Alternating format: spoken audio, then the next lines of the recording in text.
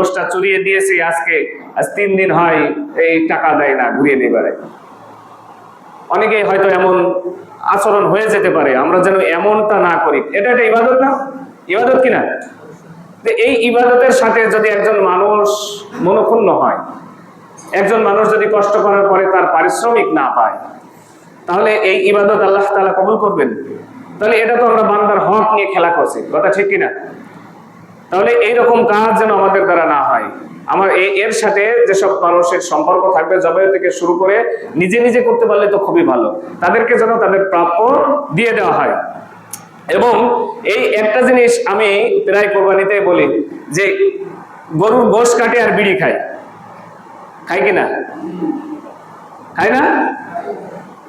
আচ্ছা, গোশ কোরবানি করা ওয়াজিব, করার পরে সেই পশুর গোশটা সুন্দর করে বানিয়ে সেটা মানুষের মাঝে বিতরণ করা মুস্তাহাব অথবা নফল।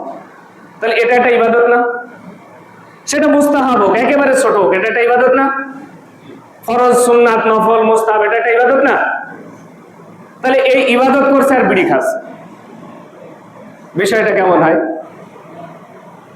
এটা দেখতেও যেমন খারাপ লাগে, এটা যদি শরীয়তের মাসলা দেখা যায় তাহলে এটা শরীয়ত পরিপন্থী একটি কাজ।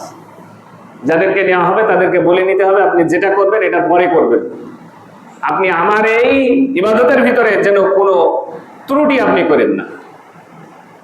আল্লাহ তাআলা যেন আমাদের সকলকে কবুল করেন। এবং কুরবানির গোশের যে ভাগ, এটা মুরব্বীরা সবাই ভালো জানে, মানে আমরা মুসলিম, আমাদের ছোট বাচ্চারাও জানে নাকি, যেটা 3 ভাগ করার পরে 1 ভাগ এতিম মিসকিন, 1 ভাগ আত্মীয় স্বজন নিজের, আর 1 ভাগ হচ্ছে 1 ভাগ আত্মীয় স্বজনের, আর 1 ভাগ হচ্ছে নিজের। 3 ভাগে ভাগ করা হয়। এখন অনেক মাসালা বেরিয়েছে, যত মানুষ পড়াশোনা করছে তত নতুন নতুন তথ্য বেরিয়ে আসছে, যে এটা যদি কেউ চায় তাহলে সে একবারে খেয়ে নিতে পারে, আত্মীয় স্বজন সাথে করে খেয়ে নিতে পারে। তবে উত্তম কাজ হলো সকলকে দিয়ে বন্টন করে, যেভাবে আল্লাহ হাবিব সাল্লাল্লাহু আলাইহি ওয়াসাল্লাম করেছেন, আমরা যেন সেই কাজটাই করি। এর ভিতরে অনেক গরিবের হক থাকে কিনা? যারা সারা বছর গোশ খেতে পারে না, তারা প্যাকেট নিয়ে হাতে করে ঘুরে বেড়ায় না? এরকম সুবিধা বঞ্চিত মানুষ আপনার পক্ষ থেকে যে একটু গোশ পাবে, তারা খেয়ে যে তৃপ্তির একটা হাসি দিবে, এটা হাসি না, এটা আসমান জমিন মানে খুশি করার মতন একটা কাজ, এটা আল্লাহ তাআলাকে খুশি করার মতো একটা কাজ।